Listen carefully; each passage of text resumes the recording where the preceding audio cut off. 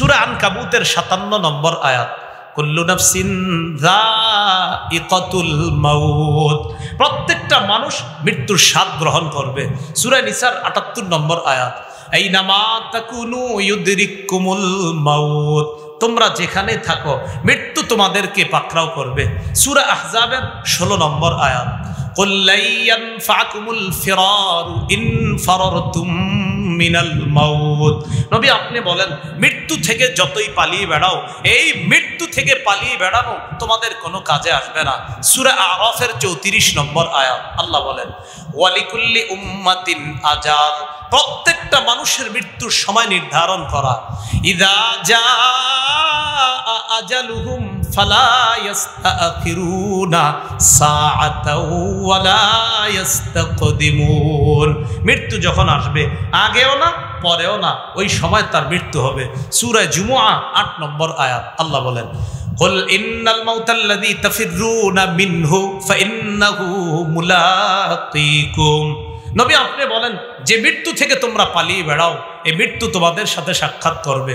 সূরা মুনাফিকুনের 11 নম্বর আয়াত, ওয়ালা ইউআখিরাল্লাহু নাফসান ইযা জাআ আজালুহা, মৃত্যু আসলে আল্লাহ কিছুতেই কাউকে আর সুযোগ দিবে না, ওই সময় তার মৃত্যু হয়ে যাবে। তাহলে কি শিখলাম বলেন? আমরা কি ছিলাম? এরপরে দুর্বল অবস্থা থেকে শক্তিশালী বানাইছে কে? আল্লাহ।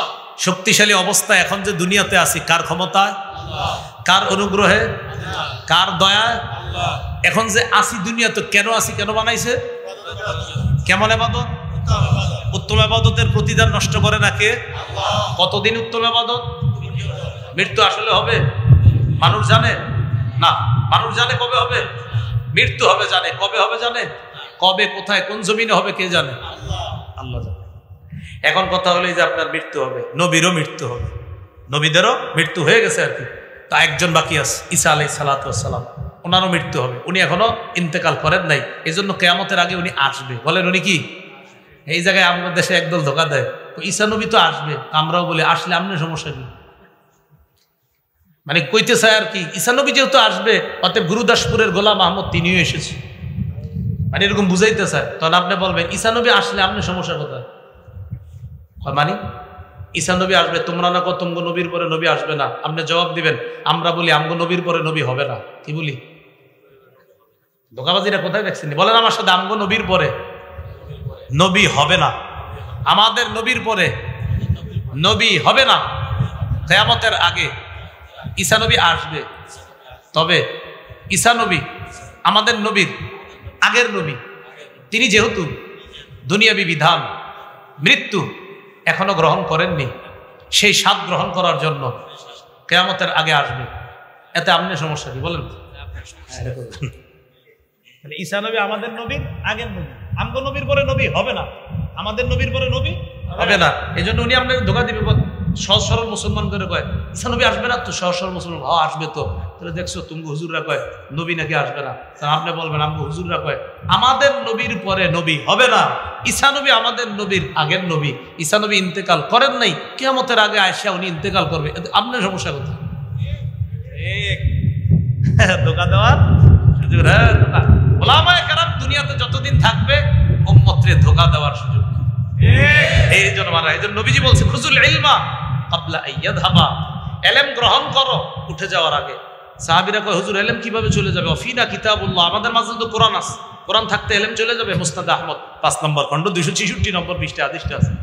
হুজুর আমাদের মাঝে কিতাব আছে, কোরআন আছে, এরপরে ইলম চলে যাবে? নবীজি বলেন শোনো, আওলাম তাকুনি তাওরাত ওয়াল ইনজিল ফি বনি ইসরাঈল ফালাম ইউগনি আনহুম শাইআ, বনি ইসরাঈলের মাঝেও তো তাওরাত ছিল, ইনজিল ছিল, কই তারা তো পথভ্রষ্ট হয়ে গেল। নবীজি বলেন বনি ইসরাঈলের মাঝে কি তাওরাত ছিল না, ইনজিল ছিল না? তারা পথভ্রষ্ট হয়েছে। তোমাদের মাঝে কোরআন আছে ঠিক, হাদিস আছে ঠিক, তো তোমরা কি বলতে চাও? হুজুর কোরআন হাদিস থাকতে ইলম কিভাবে যাবে? নবীজি বলেন বুঝো নাই, মনে রাখবা ইন্না যাহাবাল ইলমি আইয়াযহাবা হামালাতুহু, ইলম চলে যাওয়া মানে হলো ইলমের বাহকগণ চলে যাওয়া। বলেন ইলম চলে যাওয়া মানে ইলমের বাহকগণ। বলেন আলেমরা চলে যাওয়া, বলেন ইলম চলে যাওয়া। সহিহ বুখারীর 100 নম্বর হাদিসে আল্লাহ রাসূল বলেন ইন্নাল্লাহা লা ইয়াকবিজুল ইলমা ইনতিজাআন ইয়ানতাজিউহু মিনাল ইবাদ, আল্লাহ এইভাবে ইলম ছিনায় নিবে এমনটা না, আল্লাহ কারো কাছ থেকে ইলম ছিনায় নিবে এমনটা না, আমি ওনার কাছ থেকে ছিনায় নিলাম, এইভাবে ছিনায় নিবেন আল্লাহ। ওয়ালাকিন ইয়াকবিজুল ইলমা বিকবজিল উলামা, আল্লাহ আলেমদেরকে উঠায় নেওয়ার মাধ্যমে এলেম উঠায় নেবেন। আল্লাহ আলেমদেরকে উঠায় নেওয়ার মাধ্যমে এলেম উঠায় নেবেন। আমি আপনি সবসময় মনে করি আমি কি কম জানি? যে আপনি কমে জানেন। এই যে আমি মনে করি আমি কি কম জানি, অমুক হুজুর দুনিয়া থেকে বিদায় নিছে, কি হয়েছে? রসুল বলছে অনেক কিছু হয়েছে। ওই আলেম চলে যাওয়া মানে এলেমের একটা খাজানা চলে গেছে, তুমি মারুম হয়েছো। আমার আপনার মনে হচ্ছে আর কি একটু মোবাইলে পড়তেছে বইরা, ও সব তো আমি পারি। নবীজি কয় না, উস্তাদ চলে যাওয়া মানে এলেম চলে যাওয়া। নবী বলছেন উস্তাদ চলে যাওয়া, এলেমের যে বাহক ছিলেন তিনি চলে যাওয়া মানে এলেম চলে যাওয়া। তারা দুনিয়াতে থাকতে হুজুল ইলম, এলেম গ্রহণ। প্রিয় ভাইয়ারা, এই কথা কি বুঝে আসছে? তাহলে কি কি কি বলতেছিলাম? আমাদের নবীর পরে নবী হবে না। তো ঈসা নবীর ব্যাপারটা কি? ঈসা নবী কিয়ামতের আগে মৃত্যুর স্বাদ গ্রহণ করার জন্য আসবেন, এটা বুঝাইতে চাইলাম।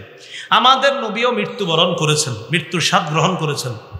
আল্লাহ পাক রব্বুল আলামিন সূরা জুমারের 30 নম্বর আয়াতে বলেন, 23 পারা একদম শেষ পৃষ্ঠা, ইন্নাকা মাইয়িতু ওয়া ইন্নাহুম মাইয়িতুন। নবী আপনি মারা যাবেন, আপনি মৃত্যুবরণ করবেন, তারাও মৃত্যুবরণ করবে।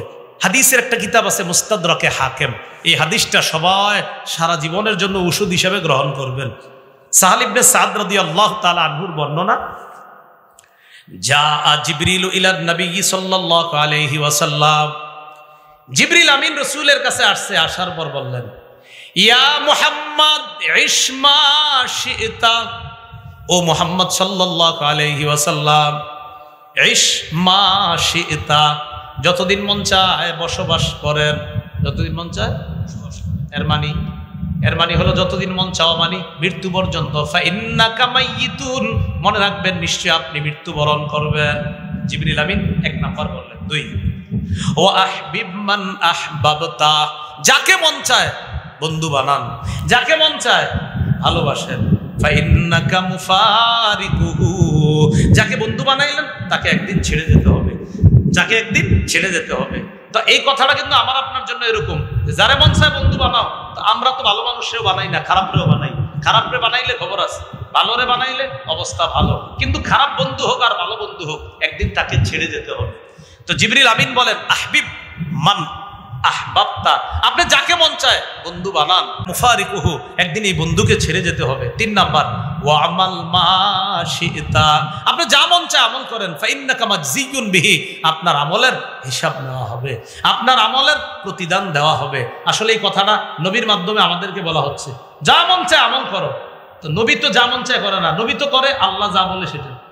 আর আমরা তো যা মন চায় করতেছি।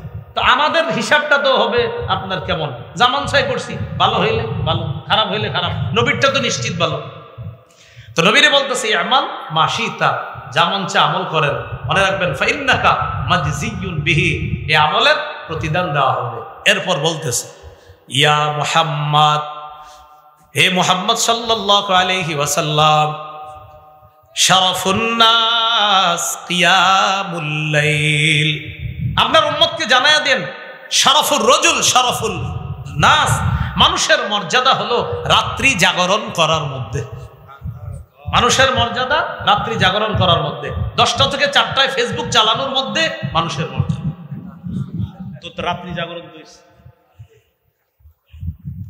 রাত্রি জাগরণ তাহাজ্জুদ পড়া। বলেন কি পড়া? তাহাজ্জুদ।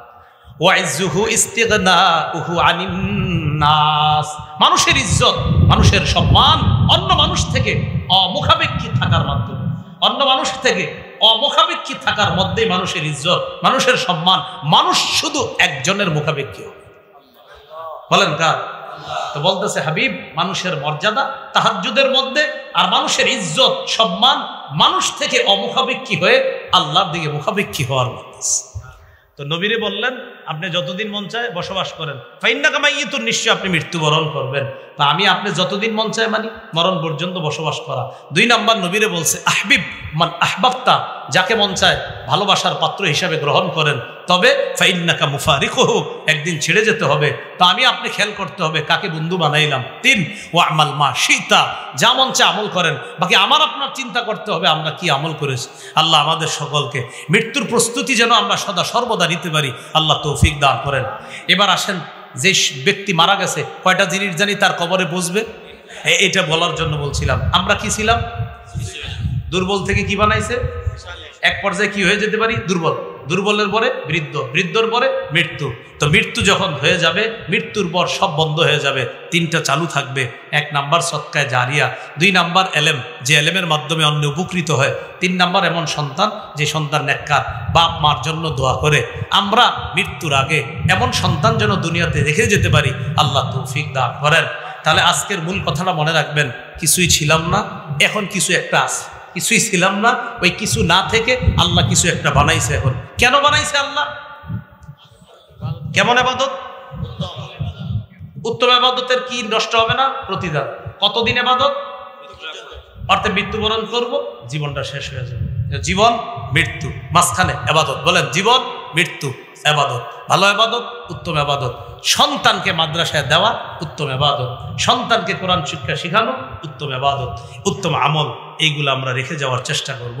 আল্লাহ তৌফিক দান করেন। সুবহানাল্লাহি ওয়া বিহামদিহি, সুবহানাকাল্লাহুম্মা ওয়া বিহামদিকা, আশহাদু আল্লা ইলাহা ইল্লা আনতা, আস্তাগফিরুকা ওয়া আতুবু ইলাইক। ও মিম্বরের আমানত যাদের লাগবে গাড়ি থেকে সংগ্রহ করতে পারেন।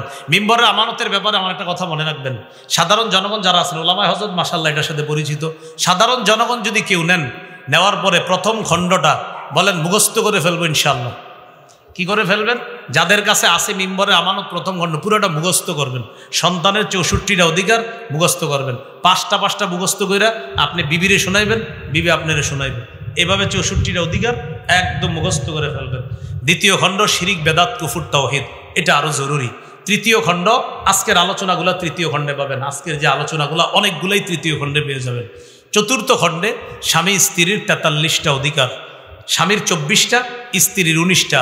বাসায় নিয়ে পইরা বিবিরে বলবেন, আমার অধিকারগুলো তুমি পড়ো, তোমারগুলো আমি পড়ি, তুমি আমার 24টা আদায় করছো কিনা দেখো, আর আমি তোমার 19টা আদায় করছি কিনা এটা একটু দেখো। এইভাবে আপনারা মুখস্থ করার মতো করে ফেলবেন। আপাতত 4 খণ্ড আছে। অনলাইন থেকে যারা সংগ্রহ করতে পারেন করে নিন। অনলাইন থেকে কীভাবে করে আমি জানি না, অনেকে ছাড়তেছে মাশাআল্লাহ। অনলাইন থেকে প্রায় 50, 60, 70 হাজার অনলাইনে ওরা বিক্রি করতেছে। তো ওরা কীভাবে বিক্রি করে ওরা জানে, একটা নিয়মে আছে হয়তো। এখানে ওরা নিয়ে এসেছে প্রকাশনী থেকে। এখান থেকে যারা নেবেন, এই গাড়িটা যেহেতু ভাড়া করা আমার, আর এই গাড়ি যদি ভাঙেন তাহলে জরিমানা দিতে হবে। জন্য গাড়ির কাজ না ভাঙা যদি কেউ পারেন এখান থেকে সংগ্রহ করতে পারেন। আল্লাহ আমাদের সকলকে যে কথাগুলো বললাম শুনলাম আমল করার তৌফিক দান করেন। আমিন ওয়া আখিরু দাওয়ানা আলহামদুলিল্লাহি রাব্বিল আলামিন।